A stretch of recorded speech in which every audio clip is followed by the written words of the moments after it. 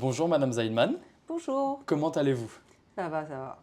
Merci beaucoup d'avoir accepté mon invitation dans le podcast. On est au musée de la Libération de Paris, musée du Général Leclerc, musée Jean Moulin. J'ai tout bon.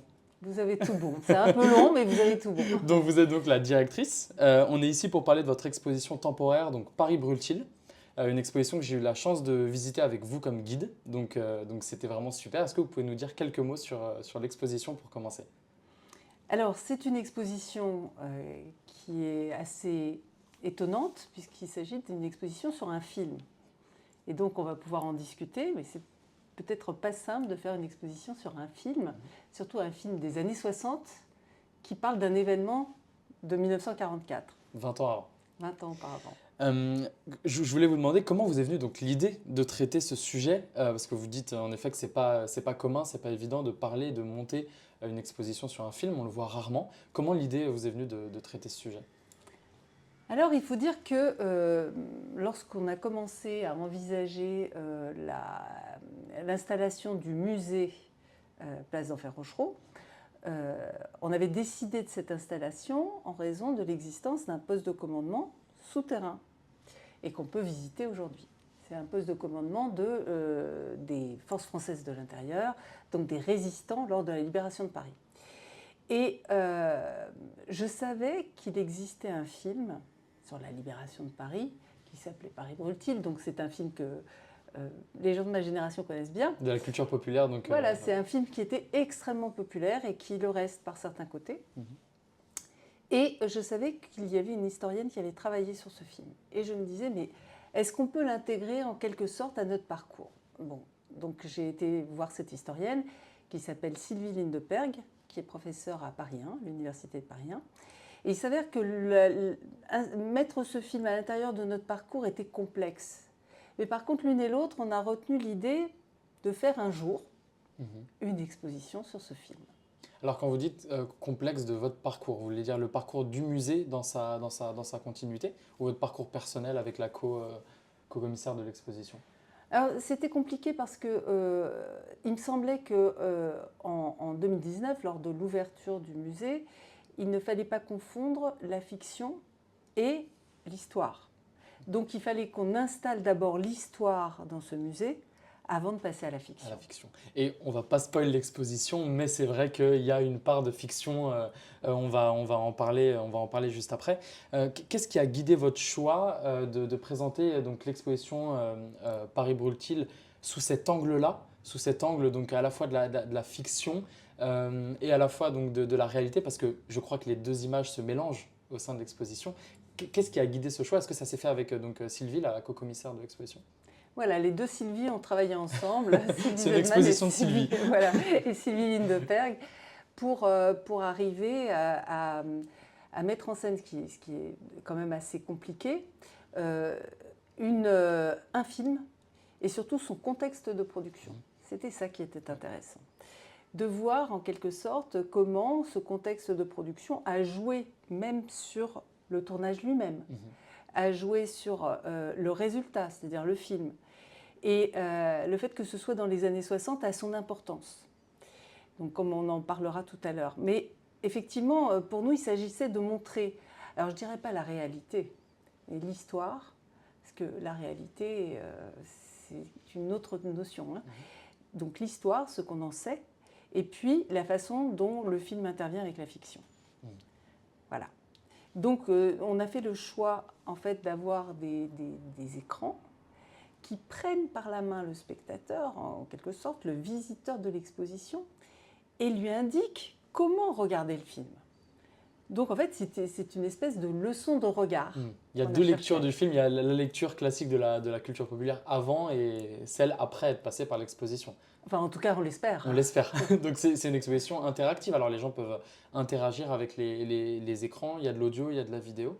Il y a de l'audio, il y a de la vidéo, et surtout on a mis en place une application qui permet par son téléphone, c'est-à-dire sans déranger les autres visiteurs de l'exposition, de se synchroniser directement avec les audios du film. D'accord, donc avec écrans. Un casque, chacun peut écouter avec son téléphone, avec son propre et téléphone. on écoute. Voilà. Super.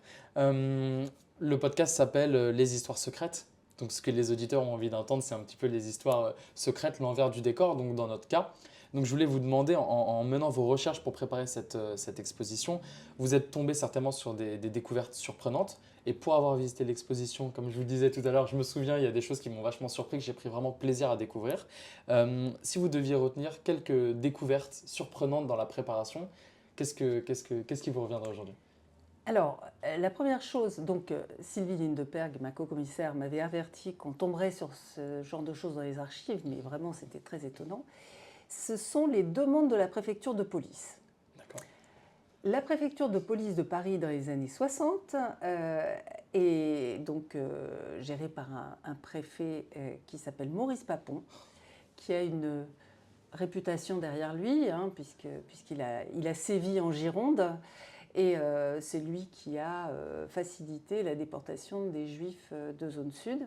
Impunément à cette époque-là, il se retrouve Absolument, préfet de Paris. Et bien sûr, malgré les épurations, etc., en fait, dans les années 60, il est préfet donc à la préfecture de police de Paris. Et donc, il invoque l'honneur de la police, hein, dont on sait qu'elle a quand même largement participé aux rafles et à la répression et à la persécution. Bien sûr sur la demande des Allemands, mais enfin quand même, et sur ordre de Vichy. Et donc on s'aperçoit que Maurice Papon se dit extrêmement heureux du tournage de ce film qui est pour lui extrêmement important pour l'honneur de la police, bien sûr. Et puis il donne toute une série de préconisations. Et dans ces préconisations, il demande à ce que, bien sûr, le tournage du film se fasse le matin tôt, pour ne pas déranger les Parisiens, et puis aussi pour éviter que les Parisiens aient de mauvais souvenirs qui reviennent. Oui, c'est que 20 ans après. Ça n'est que 20 ans après, et tout le monde se souvient de cette libération de Paris. Tout le monde se souvient aussi de l'occupation. Et donc, il ne faut pas trop chambouler les Parisiens, et puis, donc, il faut faire une guerre sans bruit. Donc il demande à ce que le tournage se fasse avec évidemment des fusillades, des échanges de coups de canon, sur les barricades, de mitraillettes, etc., sans aucun bruit. Et donc nous avons trouvé la réponse du producteur et du réalisateur, hein, René Clément. Bien, on va essayer de trouver. Ils font appel à un spécialiste artificier qui leur permet de ne pas faire de bruit, tout en tirant des coups de feu en plein Paris. Donc avoir des jeux de lumière, des jeux d'explosion, Des jeux d'explosion sans bruit. Sans bruit.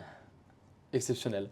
C'est assez fou, c'est vrai que c'est une des choses qui m'a marqué. Je me souviens aussi de quand on peut découvrir l'exposition, on a des courriers, des échanges parfois virulents, donc c'est pour ça que c'est très sympa dans cette exposition. Moi, c'est ce que j'apprécie beaucoup en tout cas de découvrir l'envers du décor.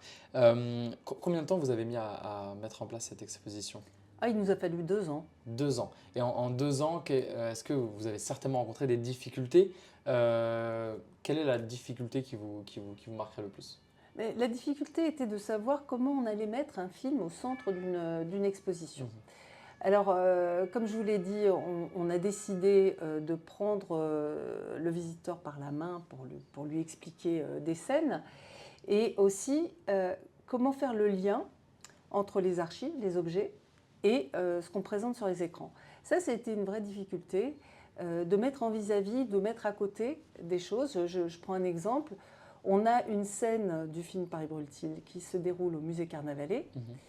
Et pour éviter un problème politique avec le Parti communiste, René Clément ne fait pas dire au leader communiste Rol-Tanguy je vais préparer une insurrection, mais quand Rol-Tanguy parle, en fait, le point est fait sur un tableau.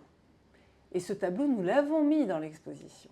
Ce tableau de Carnavalet, prêté par Carnavalet, et ce tableau était un tableau qui raconte l'insurrection de 1848. Donc c'est une manière de dire la vérité sans faire de politique?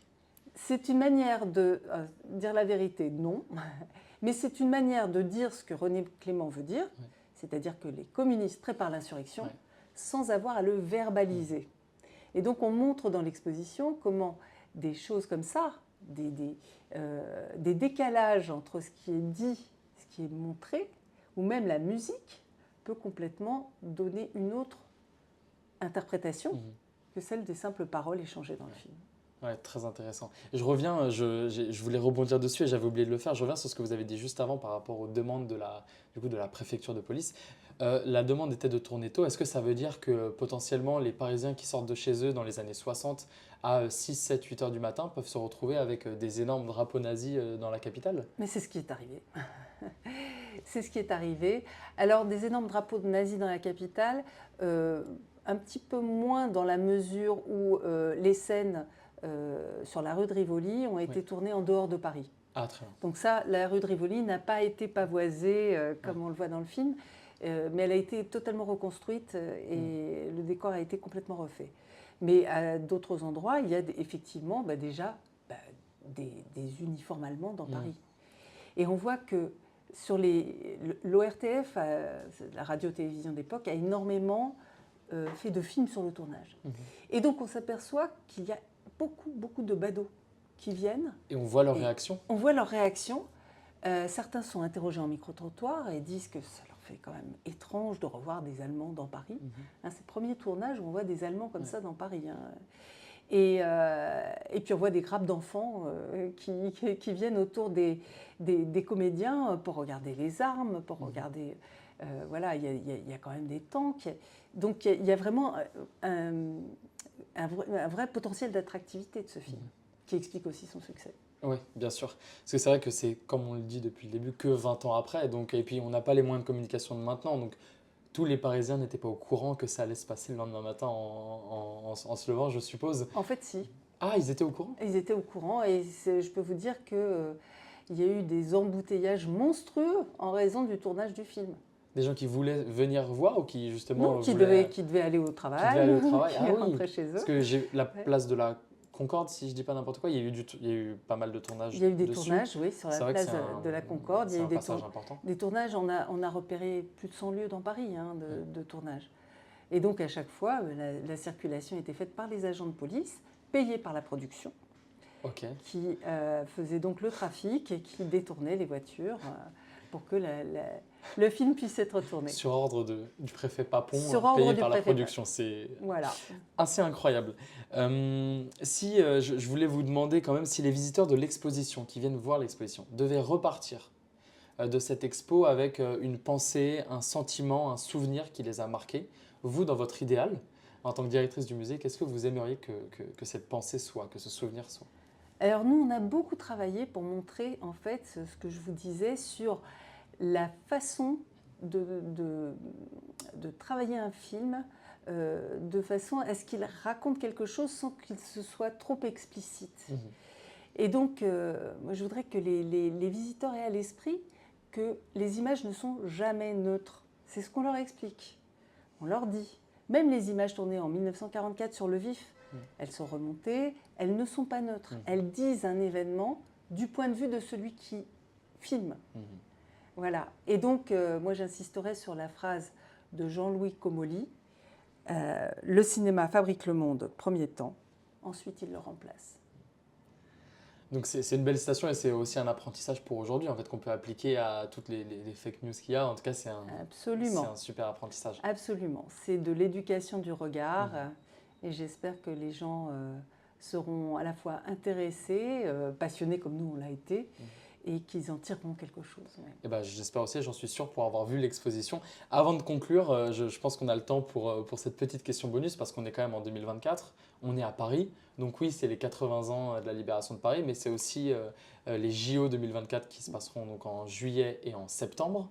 Est-ce que ça a été un défi pour vous de traiter ces JO? Est-ce que vous aviez envie de traiter l'histoire avec ce prisme-là ou pas du tout?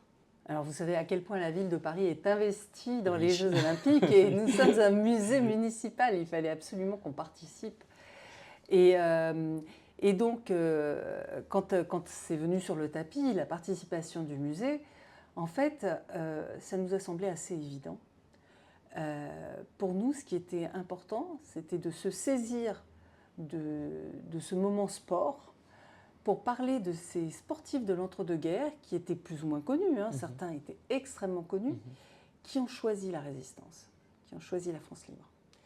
Et de voir comment ils se sont engagés et ce qui s'est passé. Et donc, on a travaillé avec Jean-Christophe Notin, qui fait des petites biographies sur Twitter, On sur peut peut-être X. citer son compte si vous travaillez avec lui. Absolument, Parole de combattant. De combattant. Et c'est vraiment très, très intéressant, très fouillé. Mhm. Et c'est très juste. Il est écrivain Ouais. et sa façon d'écrire est très juste. Et donc, on a fait des portraits qu'on a mis dans notre salle de conférence, de beaux portraits de ces connus et de ces inconnus.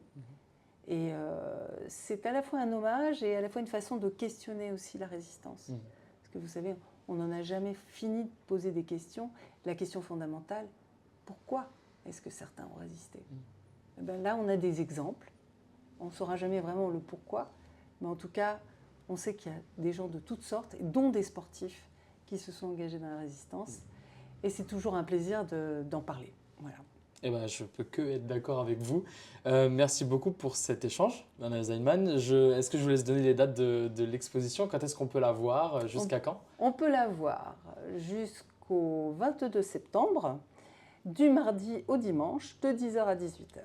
Super. Ainsi que le reste du musée, bien sûr, qui a une exposition permanente gratuite. Merci beaucoup. À très bientôt si vous avez rien à ajouter. Merci beaucoup. Merci à vous qui écoutez ce podcast. Je vous dis à la semaine prochaine pour une nouvelle histoire secrète. Ciao.